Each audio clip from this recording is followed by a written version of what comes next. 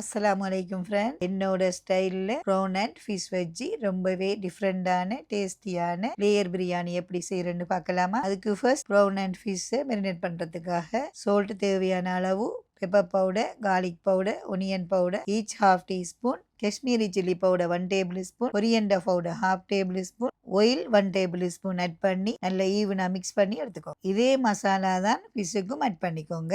இப்போ இது எல்லாத்தையுமே நல்லா ஃப்ரை பண்ணி ஒரு ஓரமா வச்சுக்கோங்க. நெக்ஸ்ட் ஒரு கடாயில வாட்டர் ஆட் பண்ணி கொதி வந்ததும் whole spices, star anise, dry lemon, பட்டை, சீரகம், கிராம்பு, ஏலக்காய், ஆயில், தேவையான அளவு சால்ட் ஆட் பண்ணி ஆல்ரெடி வாஷ் பண்ணி வடிச்சு வச்சிருக்கிற பாஸ்மதி ரைஸை இது கூட சேர்த்து 70% வெந்ததும் வடிச்சு எடுத்துக்கோங்க. நெக்ஸ்ட் ஒரு கடாயில ஆயில் ஆட் பண்ணி சூடானதும் பட்டை, ஏலக்காய், வெங்காயம் 500 கிராம், தேவையான அளவு சால்ட் ஆட் பண்ணி நல்லா கோல்டன் ப்ரௌன் கலர் வரும் வரைக்கும் ஃப்ரை பண்ணிக்கோங்க. கூடவே 3 பச்சை மிளகாய், கொத்தமல்லி, புதினா, கறிவேப்பிலை ஈச் 10 கிராம் ஆட் பண்ணி லைட்டா வதக்கிட்டு மஞ்சத்தூள் 1 டீஸ்பூன் இந்த ஆயிலோடய சேர்த்துக்கோங்க. அப்பதான் ஃபிஷ் பிரியாணிக்கான கலர் கிடைக்கும். கூடவே இஞ்சி பூண்டு பேஸ்ட் 50 கிராம் ஆட் பண்ணி பச்சை வாசம் போற வரைக்கும் வதக்கிட்டு இதோட 2 மீடியம் சைஸ் தக்காளி, மிளகு, சோம்பு, சீரகம் ஒரே ரேசியோவில் வறுத்து பவுடர் பண்ணது 3 டேபிள் ஸ்பூன் ஆட் பண்ணி வதக்கிட்டு மசாலா முங்குற அளவுக்கு வாட்டர் ஆட் பண்ணி தக்காளி எல்லாம் நல்லா மசிஞ்சு வந்ததும் ஃப்ரை பண்ணி வச்ச ப்ரௌன்ஸையும் இது கூட சேர்த்து